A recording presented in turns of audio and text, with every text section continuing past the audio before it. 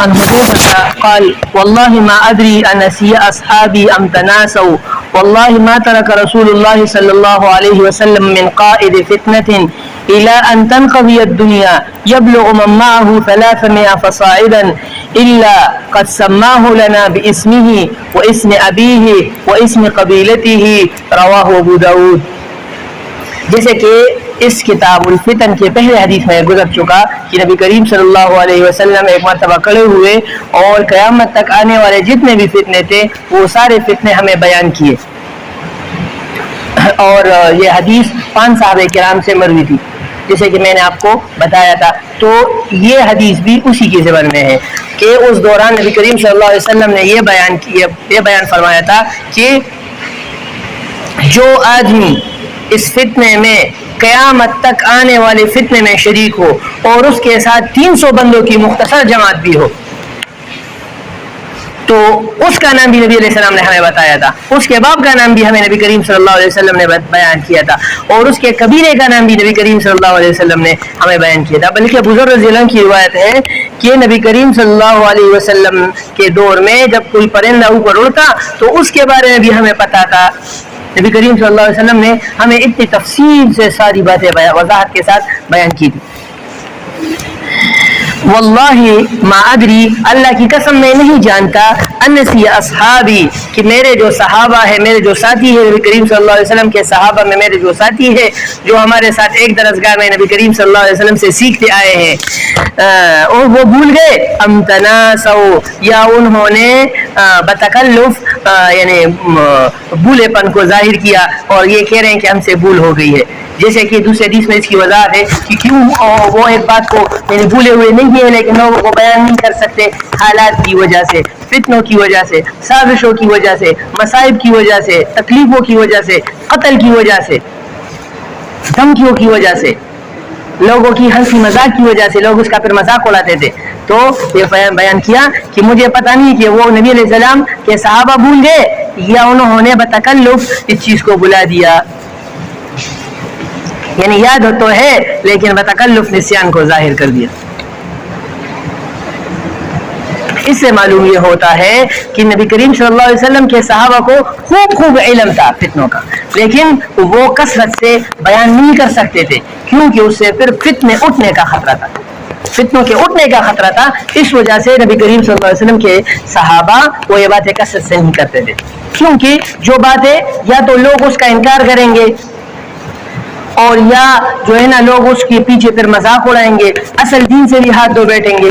کیونکہ جو باتیں ابھی تک یعنی ہمارے زمانے سے متعلق ہے کہ مکہ کے پہاڑ وہ گر جائیں گے, مکہ میں سرنگ نکلیں گے, مکہ کی زمین سرزمین وہ باغات اور صحرائے باغات میں تبدیل ہو جائیں گی. تو یہ باتیں اس زمانے میں لوگوں کی سمجھ میں نہیں آتی تھی.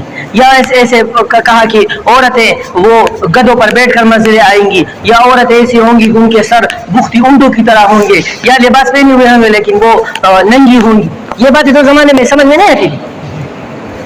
تو اس وجہ سے لوگوں کے مسائل میں مبتلا ہونے کی وجہ سے وہ یہ کثرت سے نہیں کرتے تھے. تو اسی وجہ سے کتاب الفتن سے متعلق جتنی احادیث ہیں وہ ضعیف ہیں, بہت کم حدیث صحیح ہے. کیوں حدیث ضعیف کیوں ہوتا ہے؟ حدیث ضعیف جب ہوتا ہے جب ایک صحابی جم غفیر کو بیان کرے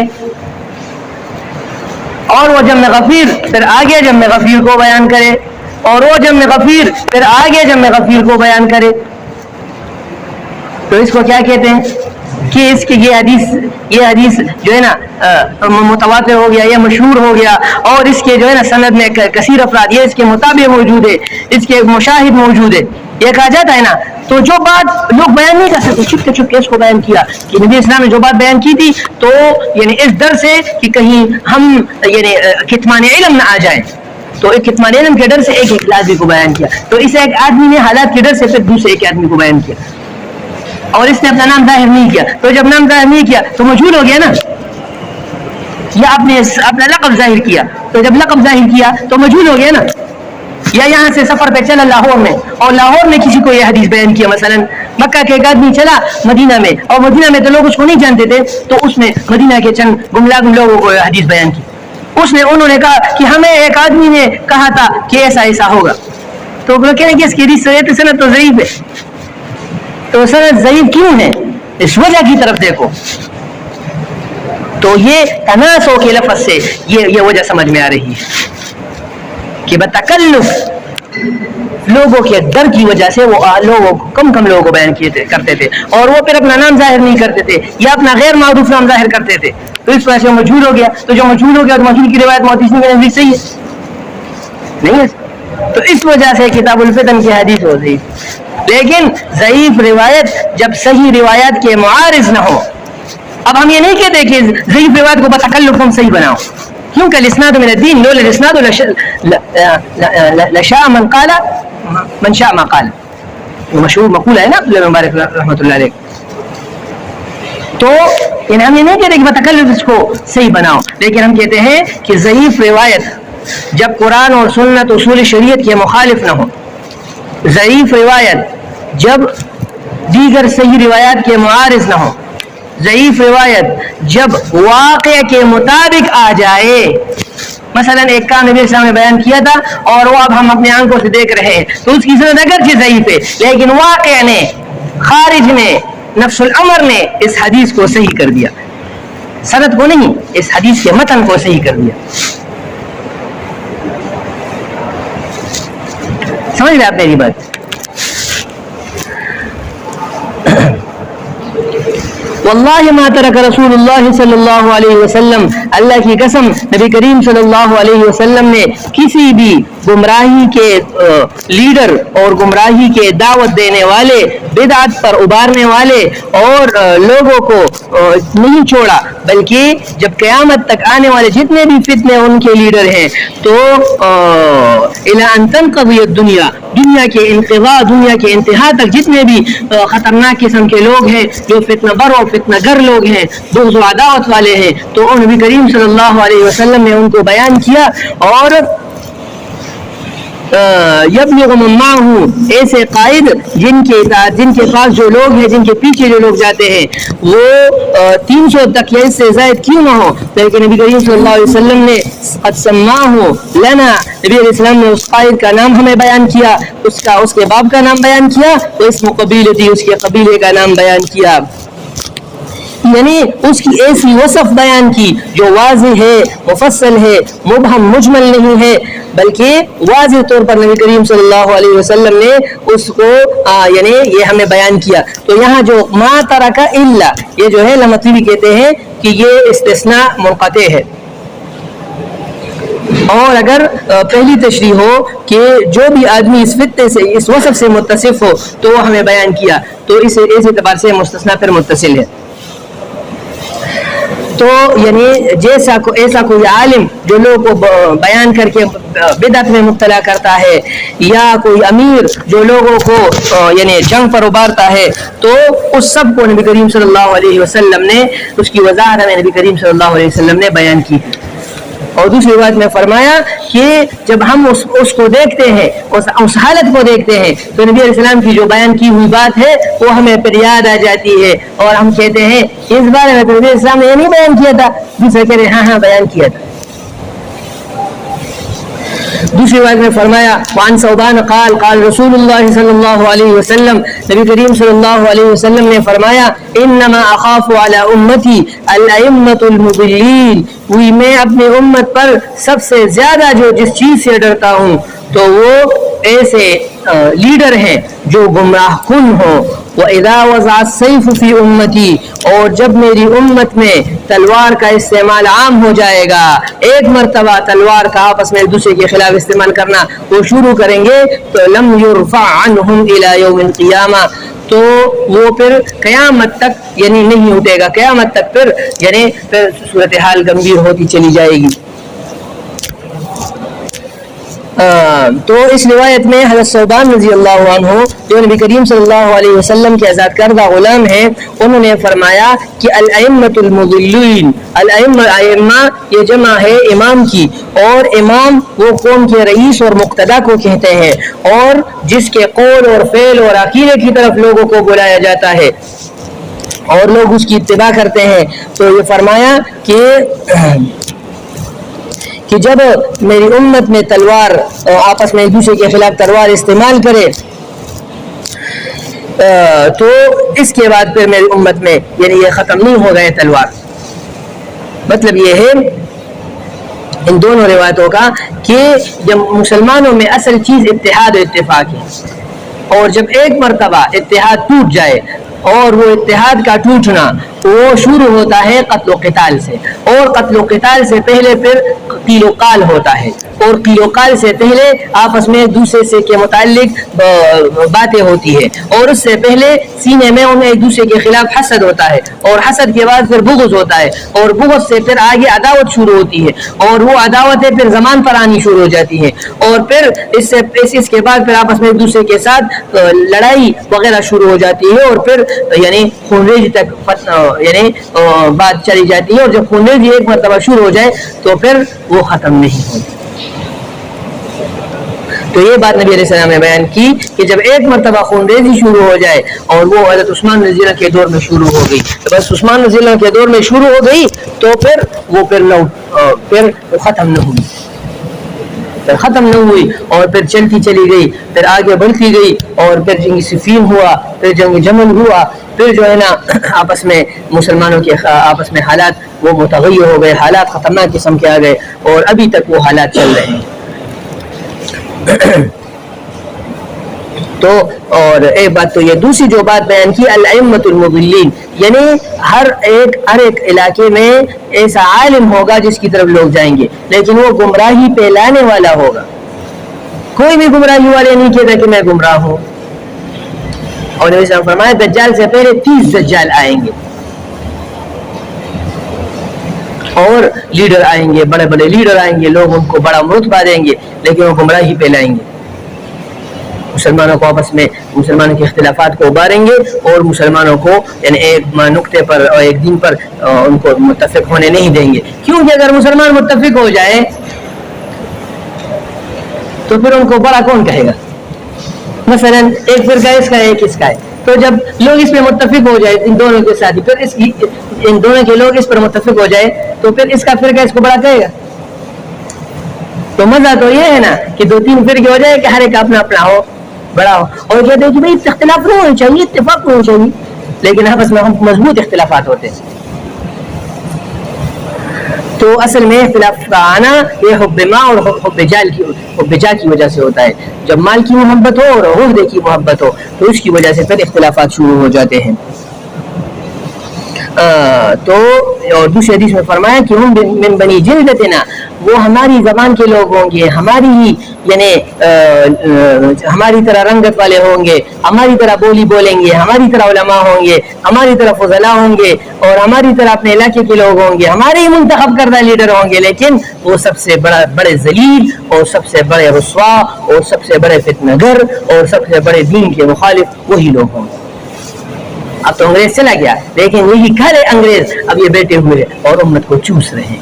یہی الائمۃ المضلین ہے. دوسری بات میں فرمایا رواہ داؤد والترمذی وعن سفینہ رضی اللہ عنہ قال سمعت النبی صلی اللہ علیہ وسلم یقول الخلافۃ 30 سنة، میرے بعد خلافت 30 سال تک رہے گی. یعنی ایسی خلافت جو کامل ہو، ایسی خلافت جو مستقل ہو، ایسی خلافت جو منہاج النبوہ کے انداز پر 100% ہو، ایسی خلافت جس کی بنیاد شورا پر ہو، ایسی خلافت جو حق ہو، ایسی خلافت جس سے زمین والے سارے نیک لوگ راضی ہو، ایسی خلافت جو متصل ہو اور جو کامل ہو، تو وہ 30 سال تک ہوگی. ثم تکون ملکن، پھر اس کے بعد یہ خلافت ختم ہو جائے گی، اور اس کے بعد پھر یعنی سلطنت آئے گی اور غلبہ آئے گا.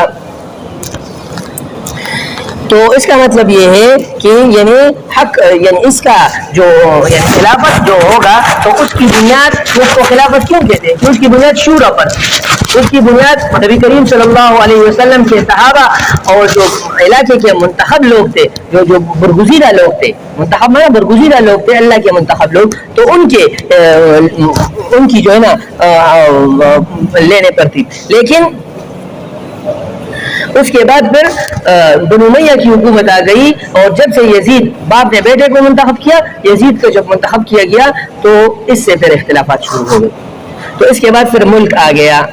ثم یقول سفینہ امسک خلافت ابی بکر. پھر سفینہ نے کہا کہ اس حدیث کی تدبیر خود بیان کی اور کہا کہ گنو ابو بکر رضی اللہ عنہ کی خلافت، تو وہ سنتین وہ 2 سال ہے، اور خلافت عمر 10، عمر رضی اللہ عنہ کی خلافت وہ 10 سال، عثمان رضی اللہ عنہ کی خلافت وہ 12 سال، وعلی 6، اور علی رضی اللہ عنہ کی خلافت تقریباً 6 سال. تو اسی طرح یہ نبی کریم صلی اللہ علیہ وسلم کی پیشن گوئی پوری ہو گئی، اور 30 سال خلافت جو ہے نا وہ چلی رہی. اور ایک دوسری روایت میں جو بخاری نے اپنی تاریخ میں اور امام حاکم نے نقل کیا ہے، اس میں ابو ہریرہ رضی اللہ عنہ سے روایت ہے کہ الخلافت بالمدینہ، کہ مدینہ جب تک دار الخلافہ رہے گا تو خلافت ہوگی، والملک بالشام، اور شام جو ہے وہ وہاں جب چلی جائے گی تو وہاں وہ ملک ہوگی، وہ یعنی خلافت حقیقی کامل خلافت نہیں ہوگی. تو اس سے یہ فرمایا علامہ ملا علی قاری نے کہ یہ خلافت حقیقیہ مراد ہے، یعنی چونکہ اہل حل و عقد ایک زمانے میں وہ ہو گئے اور متفق ہو گئے، تو اسی وجہ سے وہ یعنی انہوں نے مدینہ میں حضرت ابوبکر اور پھر حضرت عمر اور پھر حضرت عثمان اور پھر علی رضی اللہ عنہ کو منتخب کر دیا. تو جب انتخاب خلافت وہ مدینہ میں ہو تو وہ خلافت ہے، اور جب انتخاب خلافت مدینہ سے نکل جائے اور شام تک پہنچ جائے تو وہ خلافت نہیں بلکہ ملک ہے. اس کا مطلب نہیں کہ وہ کفر ہے، کفر نہیں ہے، لیکن وہ اسی طرح کامل نہیں ہے جس طرح کہ حضرت ابوبکر اور دیگر خلفاء راشدین کی خلافت.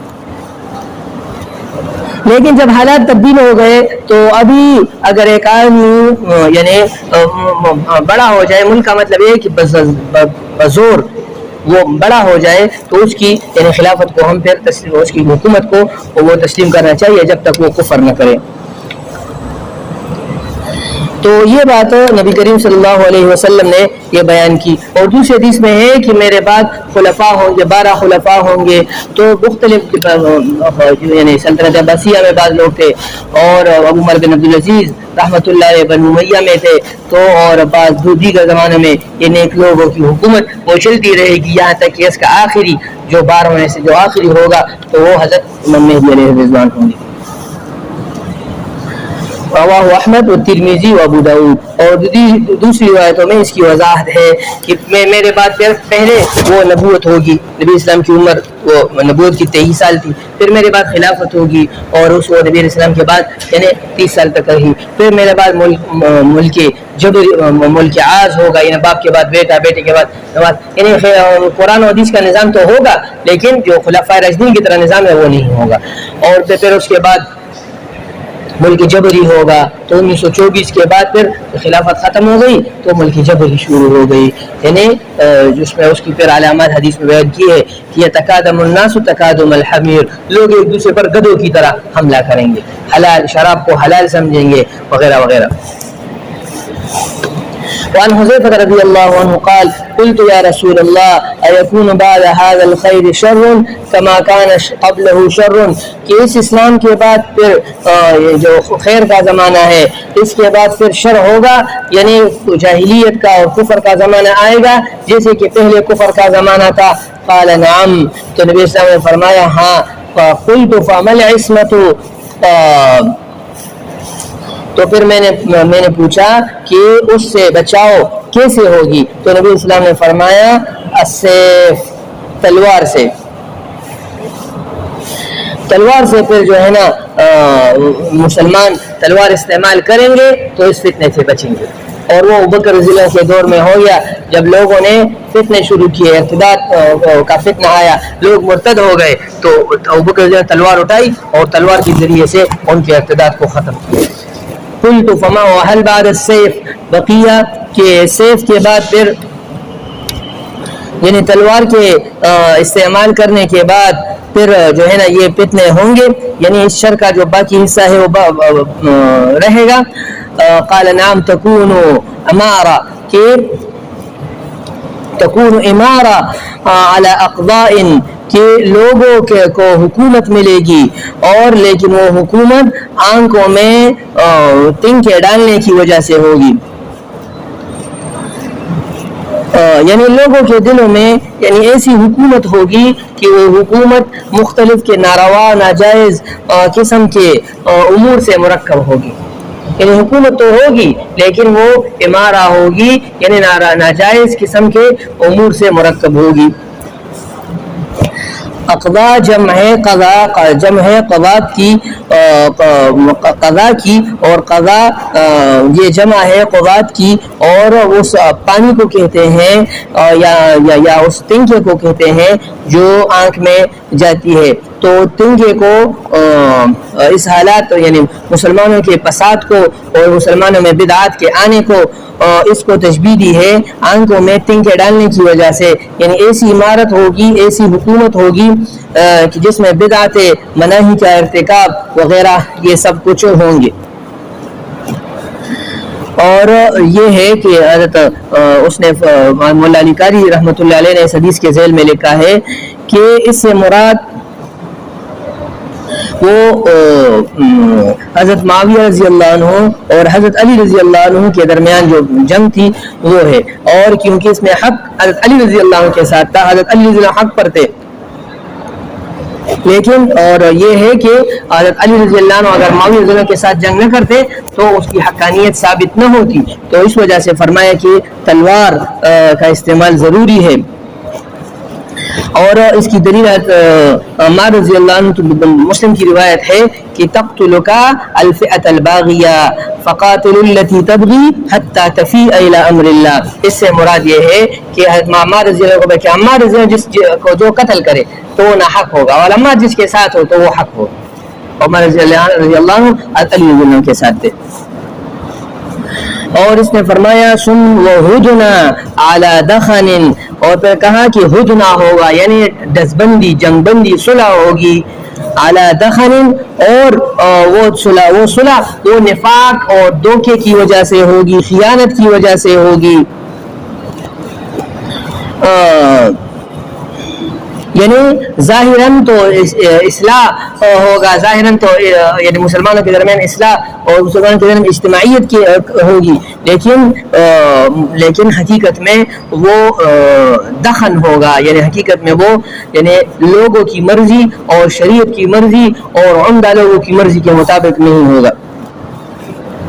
اس کا مطلب یہ ہے کہ لوگوں کو ایک امیر کی پر متفق کرنا وہ زبردستی ہو، اور جس طرح آنکھ میں جو تنکا جاتا ہے تو آدمی اس کو بند نہیں کر سکتا اور کھول بھی نہیں سکتا، زبردستی اس کو کھولتے زبردستی اس کو بند کرتا ہے۔ اور دخن کہتے ہیں یعنی گدلے پن کو، کرورت کو، ایسا رنگ جو سفید ہو لیکن سیاہ کی طرف مائل ہو، اور یعنی ایسی حکومت جس میں یعنی جس میں تو صلح ہو لیکن وہ صلح میں پھر نفاق اور دغن ہوگا، جیسے کہ حضرت حسن اور حضرت معاویہ رضی اللہ عنہ کے درمیان پھر علی رضی اللہ عنہ کے بعد پھر صلح ہو گئی اور حکومت وہ حضرت معاویہ رضی اللہ عنہ کو سپرد ہو گئی۔ تو اس کا مطلب یہ ہے کہ حضرت معاویہ رضی اللہ عنہ کے بارے میں یہ مولا علی قاری صاحب رحمۃ اللہ فرماتے ہیں وَبِهِ يَظْهَرْ أَنَّ مُعَاوِيَةَ بِصُلْحِ الْحَسَنِ لَمْ يُصِرْ خَلِيفَةً، کہ معاویہ رضی اللہ عنہ حضرت علی رضی اللہ عنہ کے ساتھ صلح کی وجہ سے وہ خلیفہ نہیں بنے، خلافا لمن توہم خلاف ذلك، جیسے کہ بعض لوگ اس کے خلاف وہ گمان کرتے ہیں۔ مطلب یہ ہے کہ جو حالات ہو گئے تو مجبوری کی وجہ سے ہو گئے، یعنی لوگ اس کی ساتھ جو صلح پر راضی ہو گئے تو وہ کس وجہ سے ہو گئے؟ مجبوری کی وجہ سے ہو گئے۔ قلت ثم ماذا، پھر میں نے کہا کہ پھر اس کے بعد کیا ہوگا؟ قال ثم ينشأ دعاة الضلال، پھر اس کے بعد ایسی جماعت اٹھے گی جو لوگوں کو بدعتوں اور گناہوں کی طرف دعوت دے گی۔ جو لوگ نیکی کی طرف دعوت دیں گے تو لوگ اس کو سے بغض رکھیں گے، اور جو آدمی لوگوں کو گناہوں کی طرف دعوت دے گا، مالدار لوگوں کے ساتھ لوگ خوش ہوں گے، جو غریب ہوں گے، جو مولی قسم کے لوگ ہوں گے، لوگ اس سے خوش نہیں ہوں گے، لوگ اس کو جو ہے نا گالیاں بکیں گے اور ان کے خلاف ہوں گے۔ مالدار لوگوں کے ساتھ لوگ بہت خوش ہوں گے۔ تو پھر کہا فَإِنْ كَانَ لِلَّهِ فِي الْأَرْضِ خَلِيفَةٌ, اگر زمین میں اللہ کا کوئی خلیفہ ہو اور جلد ظَهْرَكَ, اور وہ تمہاری پیٹ کو مارے, وَأَخَذَ مَالَكَ, اور تمہارا مال لے, یعنی ناحق طور پر تم سے مال غصب کرے اور تم پر تعدی کرے, تو فَأَطِعْهُ, تو تم اس کی مخالفت نہ کرو. وَإِلَّا, اور اگر زمین پر کوئی خلیفہ نہ ہو, مطلب یہ ہے کہ جب تک خلافت ہو تو خلافت میں امیر کی مخالفت نہ کرو, لیکن جب خلافت ختم ہو جائے تو پھر فَمُتْ وَأَنْتَ عَاضٍ عَلَى جَزْلِ شَجَرَةٍ, اور اگر خلافت ختم ہو جائے تو پھر تم مر جاؤ, مطلب یہ ہے کہ گوشہ نشین ہو جاؤ, لوگوں کو چھوڑ کر ایک جگہ یک طرف ہو جاؤ. یعنی دنیا کی جو لذتیں ہیں اور اس کو چھوڑ دو, مشہورت کو چھوڑ دو, لوگوں کے درمیان جو جلوت ہے, لوگ تمہارے آگے پیچھے جا رہے ہیں, تم بڑا عالم ہو, بڑا مفتی ہو, بڑا یہ ہو وہ, اس کو چھوڑ دو, ناظم ہو, یہ ہو, سب کو چھوڑ دو, لوگوں سے یکسو ہو جاؤ. وَأَنْتَ, اس حال میں کہ تم اس بات کو مضبوطی کے ساتھ تانے ہوئے ہو, عَلَى جَزْلِ شَجَرَةٍ, کسی درخت کے یعنی کسی درخت کے جڑ پر وہ اس کو اپنے منہ سے اپنے یعنی مضبوط کاٹتے ہوئے تم اس کو پکڑ رہے ہو. مطلب یہ ہے کہ اگر اس عزلت میں اور پہاڑوں کے سفر میں اور دنیا سے چلے جانے میں وہاں محنت مزدوری کرو, وہاں مشقت اٹھاؤ, وہاں تپتی صحراؤں میں مزدوری کرو, اور وہاں یعنی تکلیفیں, یہاں لوگ تمہیں عزت دے, لوگ تمہیں مرتبہ دے, لوگ تمہیں جو ہے نا وہ اونچی نظر سے دیکھے, اور وہاں جا کے تم مشقت کی زندگی اٹھاؤ گے تو اٹھاؤ, یہ سب کچھ چھوڑ دو. فعلیک بالعزلہ, تو تم یعنی لوگوں سے گوشہ نشینی اختیار کرو, اور یعنی جو زمانے کی جو مشکلات ہیں اور جو شدائد ہیں اور جو مشقتیں ہیں تو اس کو برداشت کرو. تو علی جزل دونوں ہیں. تو اس کا مطلب یہ ہے یعنی جو سخت مصیبتیں ہیں, جس طرح یعنی درخت کا جو جڑ ہے وہ کھانے سے وہ نہیں کھایا جاتا نا, اس طرح جو مشقتیں ہوتی ہیں وہ بھی اچھے طریقے سے وہ ہضم نہیں ہوتی. تو مطلب یہ لوگوں سے یکسو ہو جاؤ. جب لوگ تم پر راضی نہ ہو, لوگ تمہاری عمارت میں اور تم بڑے ہو اور لوگ تمہاری بات نہیں مانتے, تو چھوڑ دو ان لوگوں کو. تم زبردستی بس لوگوں کو بتایا گا کہ مجھے بڑا بناؤ اور میرے پیچھے چلو اور میں ناظم ہوں اور میں مفتی ہوں, لوگ تمہیں نہیں مانتے تو چھوڑ دو اس سب کو. تم نے یہ باتیں یہ ساری ہو ماں کے پیٹ سے تم لائے ہو کہ تم اس کو چھوڑتے نہیں ہو. چھوڑو اس چیزوں کو, اس امامت کو, اس درس و تدریس کو, اس نظامت کو, اس مدرسے کو, جو بھی ہے جو تو تمہیں یعنی اللہ کے حکم سے روکے ہوئے ہے, سب کو چھوڑ دو. قلت ثم ماذا, پھر کہا کہ پھر کیا ہوگا, قال ثم يخرج الدجال, اس کے بعد چند مہینے بعد پھر دجال نکلے گا.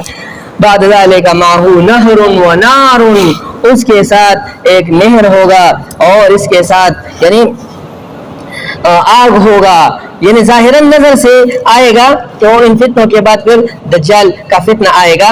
اور حدیث میں ہے کہ فتنۃ العمیاء ہوگا, اندھا فتنہ, فتنۃ الصماء بہرا فتنہ, فتنۃ الدہماء انتہائی شدید سیاہ کالا فتنہ ہوگا. تو یہ خطرناک قسم کا فتنہ ہے. تو ان فتنوں سے تم دور بھاگو, کیونکہ اس کے بعد پھر دجال آئے گا, اس کے پاس پانی کا نہر ہوگا اور اس کے پاس آگ کی خندقیں ہوں گی.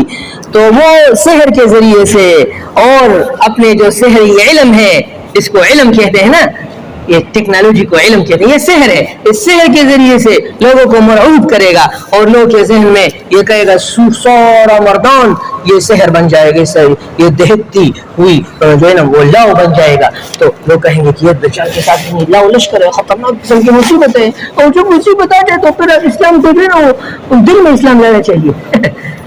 وقلب مطمئن بالایمان, اللہ کے پاس تو بہت سے نقطے ہیں, تو یہاں کوئی ایک نقطہ پھینکے گا کہ فلاں مولوی نے کہا, قرآن کیا کہتا ہے, حدیث کیا کہتے ہیں, اجماع کیا کہتا ہے, امام ابو حنیفہ کیا کہتے ہیں, اس کو دیکھو.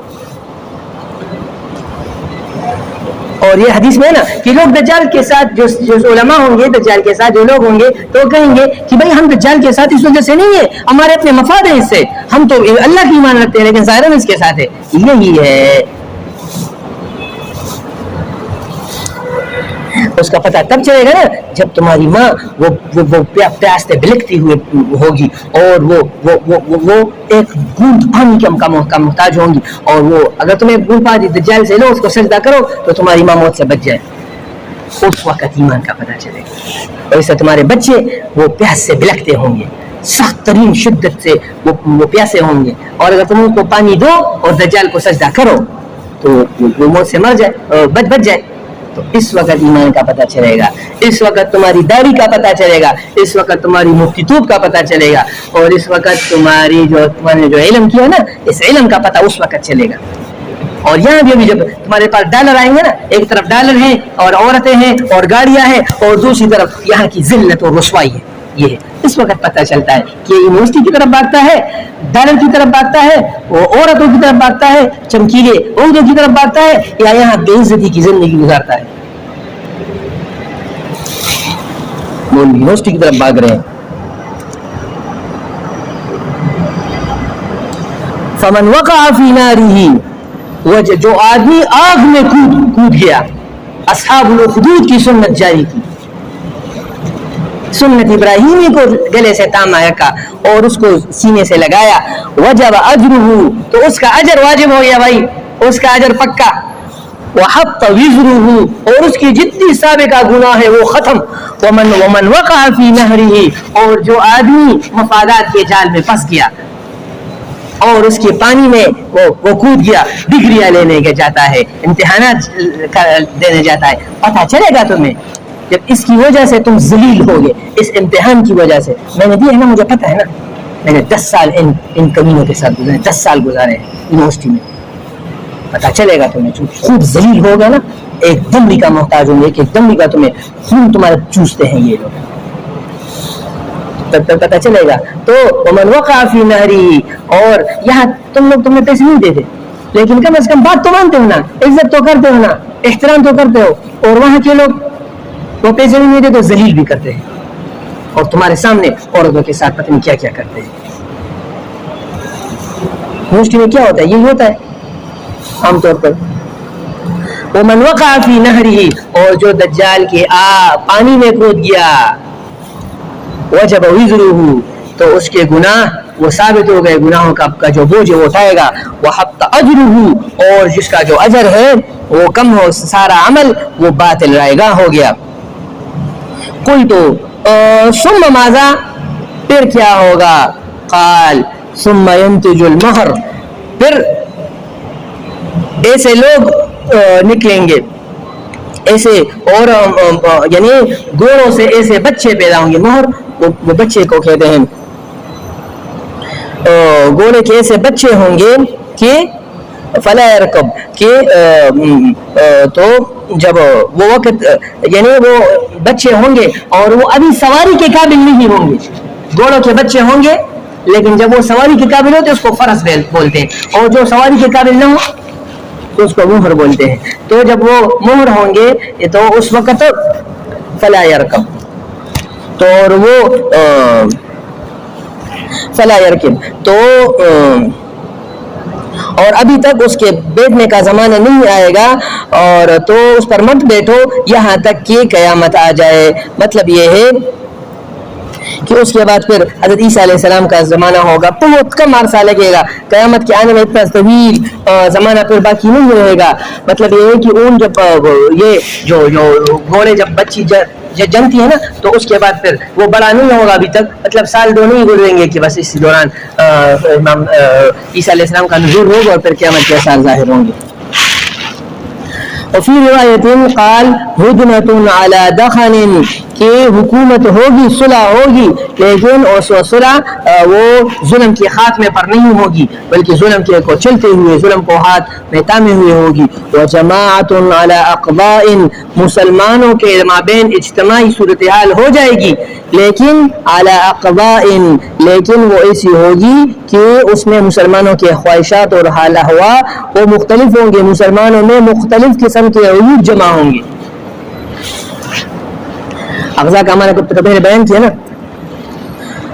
قلت یا رسول اللہ الہدنہ مع الدخن، میں نے پوچھا اللہ کے رسول یعنی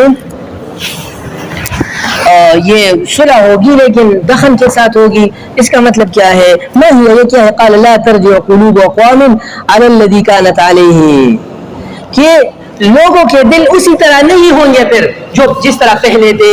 یعنی جب صلح ہوگی تو لوگوں کے دلوں سے وہ ایمان کی تڑپ اور ایمان کی چنگاری وہ ختم ہونا شروع ہو جائے گی، اور اسی طرح حالات نہیں ہوں گے جو اس سے پہلے تھے نبی کریم صلی اللہ علیہ وسلم کے زمانے کے. قلت هل بعد هذا الخير شر، اس پہ خیر کے بعد پھر شر ہوگا؟ قال فتنة عمياء صماء، ایسا فتنہ ہوگا جو اندھا ہوگا، جو بہرا ہوگا. علیہا دعات علی ابواب جہنم، اور اس فتنے کے ایسے سربراہ ہوں گے جو جہنم کی طرف لوگوں کو بلائیں گے. ایسا فتنہ ہوگا کہ اس میں عمیاء ہوگا، اس انسان اس میں حق بات نہیں دیکھ سکے گا. سما ہوگا، ایسا فتنہ ہوگا کہ لوگوں کے کان وہ تو سنیں گے لیکن حق بات نہیں سنیں گے، یا بات سنیں گے لیکن عمل نہیں کریں گے. اور ایسے حالات ہوں گے کہ اس میں کوئی بھی صاحب بصیرت اور صاحب عقل آدمی وہ فیصلہ نہیں کر سکے گا کہ کیا کروں، کہاں جاؤں، کس سے جاؤں، کس کے ساتھ ملوں. علیہا، اور اس فتنے کے جو سربراہ ہوں گے، دعات، ایسی جماعت ہوگی جو لوگوں کو اس فتنے کی قبولیت پر مجبور کرے گی. جمہوریت کا فتنہ ہوگا، اقوام متحدہ کا فتنہ ہوگا، سود کا فتنہ ہوگا، تصویر کا فتنہ ہوگا، مساجد کی تعمیر کا فتنہ ہوگا، بلند مساجد، بڑے بڑے مدارس جہاد سے خالی، اللہ کے محبت سے خالی، جہاد کے مخالف، دین کے مخالف، کفر کے ساتھ متحد، عمران خان کے ساتھ متحد. مولوی ہوں گے عمران خان کے ہاتھ میں ہاتھ ڈالے ہوئے ہوں گے، مولوی ہوں گے اور شہباز شریف کے ہاتھ میں ہاتھ ڈالے ہوئے ہوں گے. سارے ایک جیسے ہیں، دونوں گدے کے دونوں کان ایک جیسے ہیں، جس طرح عمران خان ہے اس طرح دوسرے لوگ بھی سارے ایک جیسے ہیں، سارے دعات ہیں، جہنم کے داعی ہیں. تو یہ فرمایا کہ علی النار، جہنم کے کنارے پر کھڑے ہوئے ایک دوسرے کو بلائیں گے، اللہ کے قانون کو چھوڑ دو اور مخلوق کے بنائے ہوئے قانون کو اپنا حاکم تسلیم کر لو. کیونکہ بڑے بڑے علماء مانتے ہیں، جب بڑے علماء مانتے ہیں تو ہم بھی تو اتنے بڑے نہیں ہیں نا، ہمارا تو عقل ہے ہی نہیں، دین تو ختم ہو چکا ہے، قرآن تو ہے ہی نہیں. قرآن ہے، حدیث ہے، اجماع ہے، قیاس ہے، امام حنیفہ ہے. ہم علماء کی رائے کو اس پر پیش کریں گے، علماء کی رائے اس پر پیش کریں گے، اس کے موافق ہو تو بصر و چشم، اس کے مخالف ہو تو کوئی اطاعت نہیں. اس کے مخالف نہیں، ہم نے کہیں کہ اس کو قتل کرو، اس کو مارو نہیں، لیکن ہم اس کے ساتھ شریک نہیں ہونا چاہتے، بس ختم. ایمان کی بات یہ ہے. لیکن تم یہ مانتے نہیں ہو، کیونکہ تم جو ہے نا وہ مقابر پرست ہے اور تم اکابر پرست ہو. وہ تو مقبرہ پرست ہے نا، قبروں کا پوجا کرتے ہو، تم زندوں کا پوجا کرتے ہو. تو کہاں مر جاؤ، کیونکہ یہ مرنا ہے نا کہ یکسو ہونا. لوگ تمہاری مخالفت کریں، یہ باتیں کرتے ہیں نا، لوگ مخالفت کرتے ہیں، تم مر جاؤ. یا حذیفہ وانت عابد علی جزل خیر لک من ان تتبع احدا منهم، تمہارے لیے بہتر ہے کہ تم ایک کی اتباع کرو اس سے کہ تم اکیلے میں مر جاؤ. اور یہ کیا کہتے ہیں؟ پٹھان کہتے ہیں قوم سر امر مرنے، جو آدمی قوم کے ساتھ مرے تو وہ مرا نہیں ہے. یہ قرآن کے مخالف ہے، حدیث کے مخالف ہے. تم کیوں مخالفت نہیں کر رہے؟ مخالفت مت کرو، ایک یکسو ہو جاؤ، ان کے فتنے سے بچو.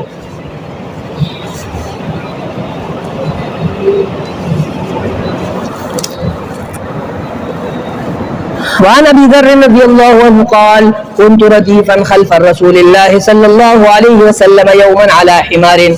اور بڑے لوگ کیسے ہوں گے؟ جو سب سے کمینہ آدمی ہوگا نا، یہ ان کو سیٹ دیں گے. دیکھا نا سب سے کمینے آدمی کو 2002 سے ابھی تک سب سے کمینے کو سیٹ دیا تھا نا، پتہ چلا گا کہ وہ کس کا ساتھی ہے؟ وہ اسرائیل کا ساتھی ہے نا. پتا تھا اس کی قیادت میں اس کے اندر ذرہ برابر بصیرت نہیں ہے، ذرہ برابر اس میں ذرہ برابر قیادت کی صلاحیت نہیں ہے. اگر ذرہ برابر کی قیادت کی صلاحیت ہوتی تو ایسے کمینے انسان کو ان پر مسلط نہ کرتا. قیادت کس کو کہتے ہیں؟ آدمی کو پتہ یہ میرا شاگرد ہے، مجھے پتہ ہے کہ کتنے پانی کا ہے، میں کیوں اس کو امارت دے دوں؟ وہ استاد جو اپنے شاگرد کو نہ سمجھے وہ تو استاد نہیں، وہ تو عقل سے فارغ ہے. کیوں کیسے کمینے لوگوں کو تم ہم پر مسلط کر رہے تھے؟ بڑے لوگ موجود تھے نا، بڑے علماء موجود تھے، شیرگڑھ کے بڑے علماء، یہاں کے بڑے علماء، ان کو کیوں نہیں؟ جو کمینہ آدمی ہوتا ہے، جس میں صلاحیت سرے سے ہوتی نہیں ہے، اس کو بڑا بنایا. تو اس کے کس کو یہ کیا کہتے ہیں؟ یہ سیاسی بصیرت سے خالی، دنیا پرستی کے ہوس میں مبتلا. یہی لوگ ہیں تو یہ باتیں بہت باری گزرتی ہے. وعن ابي ذر رضي الله عنه قال كنت رديفا خلف رسول الله صلى الله عليه وسلم يوما على حمار. میں نبی کریم صلی اللہ علیہ وسلم کے ساتھ بیٹھا ہوا ان کے گدھے پر، ان کے گدھے کے یعنی جو ردیف ہوتا ہے نا، ایک آگے ہوتا ہے، ایک ردیف اس کے پیچھے سیٹ پر میں بیٹھا ہوا تھا. فلما جاوزنا بيوت المدینہ، جب مدینے کے گھروں کو ہم نے پار کر دیا، قال كيف بك يا ابا ذر اذا كان بالمدینہ جوع. وہ تمہاری وہ کیسی حالت ہوگی اس وقت جب مدینے میں بھوک ہوگا. میں کہتا تھا نا تمہارے لوگ بھائی بھوک آنے والی ہے، لیکن تم لوگ میرا مذاق اڑا رہے تھے. اگر تم اس وقت مانتے تو یہ حالت اب نہ ہوتی. تو اگر مدینے میں بھوک آئے گا تقوم من فراشک ولا تبلغ مسجدک حتی یجهدک الجوع، کہ تم اپنے بستر سے اٹھو گے اور مسجد تک بھی نہیں جا سکو گے، کیونکہ بھوک تمہیں وہ تکلیف دے گی، بھوک کی مشقت تمہیں قدم اٹھانے نہیں دے گی. قال قلت اللہ رسول عالم قال تعفف یا ابا ذر. ابو ذر کسی سے مانگو مت، عفت کرو، یعنی مانگنے کی عادت مت بناؤ، لوگ اس پر صبر کرو، یعنی عفت کو لازم پکڑو. اذا كان بالمدینہ موت، کہ جب مدینہ میں موت آ جائے، یبلغ البیت العبد حتی یباع القبر بالعبد، کہ مدینہ میں موت آ جائے اور مدینہ میں قحط کی وجہ سے، وبا کی وجہ سے موت آ جائے. یہ بات پر دلیل ہے کہ یہ جو کہ حرم شریف میں وبا نہیں آتی، یہ اس بات پر دلیل ہے کہ حرم شریف میں مدینہ منورہ میں وبا آ سکتی ہے. یہ مخصوص قسم کی وبا ہے، تعاون وہ نہیں آئے گی، دیگر وبائیں تو آئے گی. تو اذا كان بالمدینہ یبلغ المیت العبد، کہ ایک قبر کی یعنی کودنے کی اور ایک قبر کی جگہ وہ ایک غلام کی قیمت تک پہنچ جائے گی. حتی انہ یباع القبر بالعبد، بلکہ بعض اوقات ایسا ہوگا کہ ایک آدمی کی قبر وہ غلام کے بدلے دی جائے گی. یعنی میں تمہیں قبر کی جگہ دیتا ہوں لیکن مجھے اس کے بدلے غلام دو، یا میں تمہارے لیے قبر کودتا ہوں، جو کیا قبر بناؤں گا، لیکن اس کے بدلے مجھے یہ فلاں غلام دو گے. تو قلت اللہ ورسول عالم، اللہ اور رسول زیادہ جانتے کہ میں کیا کروں. قال تصبر یا ابا ذر، صبر کرو اے ابو ذر. قال كيف بك يا ابا ذر اذا كان بالمدینہ قتل، کہ جب مدینہ میں قتل عام شروع ہو جائے گا، تخمر الدماء، اور یہ جو تخمر الدماء الاحجار، کہ جو خون ہے جو مردوں کے جو خون ہیں اور ان کی جو مردوں کی کثرت سے مردے ہوں گے اور ان سے جو خون اٹھے گا تو وہ خون احجار الزیت، وہ جو جو جو جو جو, جو تیل کے جو پتھر ہیں، جو سیاہ پتھر ہے مدینہ کے ارد گرد، وہاں تک پہنچ جائے گی. یعنی اتنی کثرت سے مدینہ میں ایک محلہ ہے احجار الزیت، وہاں تک یہ پہنچ جائے گا. اور اسی طرح ہوا کہ مسلم بن عقبہ المری، اس نے نبی کریم صلی اللہ علیہ وسلم کے شہر کو وہ اس کو ختم کیا، تباہ و برباد کیا. اس میں 3 دن وہ اس نے خونریزی مچائی اور یعنی حرم میں جتنے بھی لوگ تھے وہ سارے مر گئے اور عورتوں کی عزتیں لوٹی. اور یہ جو ہے سب سے خطرناک کام اس نے کیے رسول اللہ صلی اللہ علیہ وسلم کے شہر میں. قال اللہ ورسول تو اللہ ورسول عالم قال تأتی من انت منه، تو مطلب یہ ہے کہ تم آؤ اس کے پاس جو تمہاری دین میں، تمہاری سیرت میں تمہاری موافقت کرے. اور ایک یہ ہے کہ تم وہاں جاؤ جہاں سے تم آئے ہو، یعنی مدینہ چھوڑ دو اور وہاں جاؤ اپنے اہل اور اپنے عیال کے ساتھ دور علاقے مدینہ سے جاؤ. فإن قلت وألبس السلاح قال شاركت القوم، اگر میں ایسا کروں کہ میں اسلحہ سجاؤں اور ان کے ساتھ قتل و قتال کروں تو کیا؟ تو شاركت القوم، تو اس کا مطلب یہ ہوا کہ تم قوم کے ساتھ شریک ہوئے اس گناہ میں. یعنی اذن جب تم نے یہ کام کیا تو اس کا مطلب یہ ہے کہ تم اس قوم کے ساتھ شریک ہو گئے، خونریزی میں تم برابر کے شریک ہوئے. مطلب یہ ہے کہ جو امام ہے، جو لوگ ہیں، ان کے ساتھ قتل و قتال نہ کرو.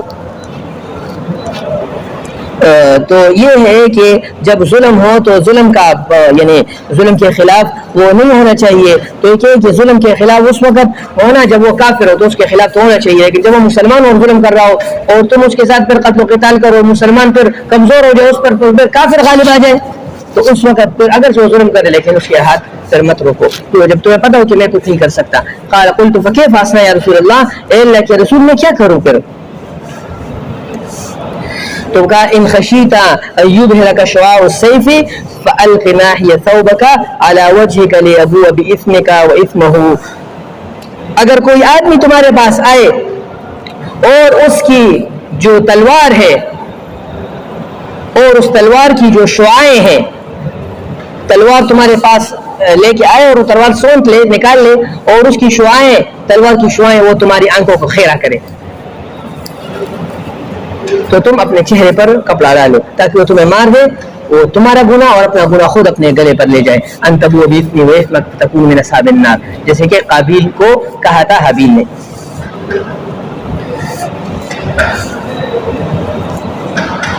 وعن عبد الله بن عمرو بن العاص أن النبي صلى الله عليه وسلم قال كيف بك إذا أبقيت في حثالة من الناس مرجت عهودهم وأماناتهم واختلفوا فكانوا هكذا وشبك بين أصابعه. قال فبما تأمرني؟ قال عليك بما تعرف ودع ما تنكر وعليك بخاصة نفسك وإياك وعوامهم. وفي رواية ألزم بيتك واملك عليك لسانك وخذ ما تعرف ودع ما تنكر وعليك بأمر خاصة نفسك ودع أمر العامة. رواه الترمذي وصححه. عبداللہ بن عمر بن العاص رضی اللہ عنہ وہ کہتے ہیں کہ نبی کریم صلی اللہ علیہ وسلم نے فرمایا کہ وہ تمہارا کیسا حال ہوگا جب تم ایسے لوگوں میں تم بچ جاؤ، ایسے لوگوں میں تم رہ جاؤ کہ جو لوگ حثالہ ہوں گے، یعنی جو گندم کا جو ہوتا ہے نا، جب گندم کو نکالتے ہو صحیح گندم، اس کا جو گند ہے وہ ایک جگہ جمع کرتے ہو، تو اس کا جو جمع ہوا گند ہے تم اس گند لوگوں میں بچ جاؤ، سارے لوگ گند رہ جائیں، گند لوگوں میں تمہیں جینا نصیب ہو.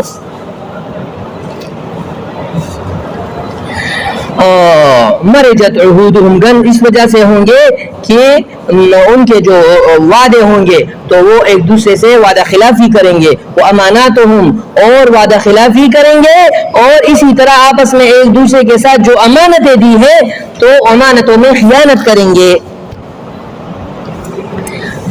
واختلفوا، اور آپس میں ایک دوسرے کے ساتھ اختلافات میں لگ جائیں گے اور ان کے دین کا معاملہ وہ مشکوک ہو جائے گا. تم امانت دار کو نہیں پہچان سکتے کون امانت دار ہے اور کون خائن ہے, کون نیک ہے اور کون فاجر ہے. یہ ساری جماعت, سارا ٹبر وہ پلید لوگوں کا ہوتا ہوگا. سارا ٹبر جو نیک لوگ ہوں گے وہ بھی اس میں جو ہے نا وہ گن میں شامل ہو چکے ہوں گے. اور اس طرح فرمایا کہ اس طرح یہ مکس ہوں گے, جس سے دونوں ہاتھوں کو اشارہ کر کے دونوں ہاتھوں کی انگلیوں کو آپس میں کہ اچھے اور برے سارے ایک دوسرے میں مکس ہو چکے ہوں گے. اور یہ بھی ہے کہ لوگوں میں یعنی سخت اختلافات ہوں گی تو آپس میں اختلافات کی وجہ سے ایک دوسرے کے ساتھ اس طرح یعنی ایک دوسرے کے ساتھ یعنی جنگ میں وہ ہوں گے, گتم گتا ہوں گے. تو کہا کہ آپ مجھے کیا حکم کرتے ہیں؟ تو نبی اسلام نے فرمایا کہ علی کا ماتا, جو بات تم جانتے ہو حق, جس بات کا حق ہونا تم جانتے ہو تو بس اس کو حق کو تامے رکھو. ودع ما تنکرو, جو نہ حق ہے تو اس کو چھوڑ دو. اور اس زمانے میں اپنے آپ کو لازم پکڑو, دوسروں کی ذمہ داری نہیں لو, اپنے آپ کو بس لازم پکڑو اور اپنے گھر پر لازم, بس اپنے گھر میں رہو, اپنے گھر میں رہو. اور عمل کا علی کا لسان, بس کسی کو جب پتہ چلے نا کہ اب زبان کسی کو واضح نصیحت کرنے بھی فائدہ نہیں دیتا, یوں میں اس کو واضح نصیحت کرتا ہوں تو چونکہ وہ اس کے پارٹی کے مخالف ہے اور اس کے لیڈر کے مخالف ہے تو پھر تمہیں گالیاں بکیں گی, تمہیں گالیاں ملیں گی تو تم پر اعتماد کرتا نہیں, اس کا تو خدا دوسرا ہے, اس کا تو رسول دوسرا اترا ہے, اس کو تو رسول کی اتباع کا کوئی پرواہ نہیں. تو پھر اس کو باتیں بھی مت بتاؤ, اس کو صرف سلام علیکم کرو بس. وخذ ما تعرف ودع ما تنکر, جو باتیں اچھی ہو اس کو لو, جو خراب ہو ان کو چھوڑ دو. وعلیک بامر خاصۃ نفسک, اپنے خاص لوگوں کی, اپنے نزدیک لوگوں کی معاملات کو سمجھو. ودع امر العام, عام لوگوں کی اصلاح کی فکر مت کرو, باہر میں جائے عام لوگ, عام لوگوں کی باتیں چھوڑ دو. کیونکہ یعنی جب دعوت دینا وہ نقصان کا پھر باعث بن جائے, دعوت دینا پھر کیا بن جائے. دوسری روایت میں اس کا ہے کہ جب بڑے بڑے علماء فتنوں میں مبتلا ہو جائے, معاذ ابن جبل رضی اللہ کی روایت ہے کہ جب بڑے بڑے علماء فتنوں میں عام مبتلا ہو جائے تو تم ان بڑے علماء کی اتباع مت کرو. تو اس نے کہا کیوں ہم اس کی اتباع نہ کریں اللہ کے رسول؟ تو نبی السلام نے فرمایا کیونکہ بڑے علماء پر بعد میں تو بتائے ہو جائیں گے اور تمہیں پتہ نہیں ہوگا, تم تو بڑے علماء تک پہنچ نہیں پاؤ گے, وہ تو بتائے ہو جائیں گے, اللہ سے توبہ مانگیں گے اور تم اس کی اتباع میں لگو. کیونکہ پورا زمانے میں بڑے آدمی نے یہ کہا تھا, جیسے کہ افغانستان کی جہاد میں نا بڑے بڑے مجاہدین نے عبداللہ اعظم رحمۃ کہا کہ سیاف کی مانو, میرے بات سیاف کی مانو. کبھی سیاف وہ تو امریکہ کے ساتھ کرائے, سمجھا ہے نا, بڑے بڑے علماء سیاف کے ساتھ تھے, بڑے بڑے علماء نام لینا بھی اب مشکل ہے.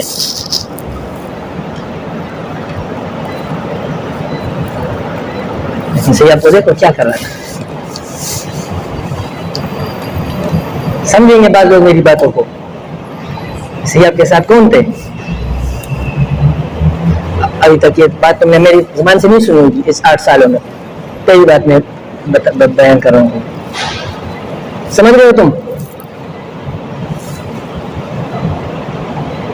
تو بڑے علماء کی قرآن اور حدیث اجماع کیا سی امام حنیفہ کی بات مانو. بڑے علماء حدیث میں ہے کہ بڑے علماء توبہ کریں گے اور پھر تمہیں جو ہے نا تو یہ بڑے عالم ہیں, بڑے عالم کو چھوڑو, اپنے آپ کو بس لازم اپنے آپ کو جہنم سے بچاؤ, یہی تمہارا بڑا عالم ہونا ہے.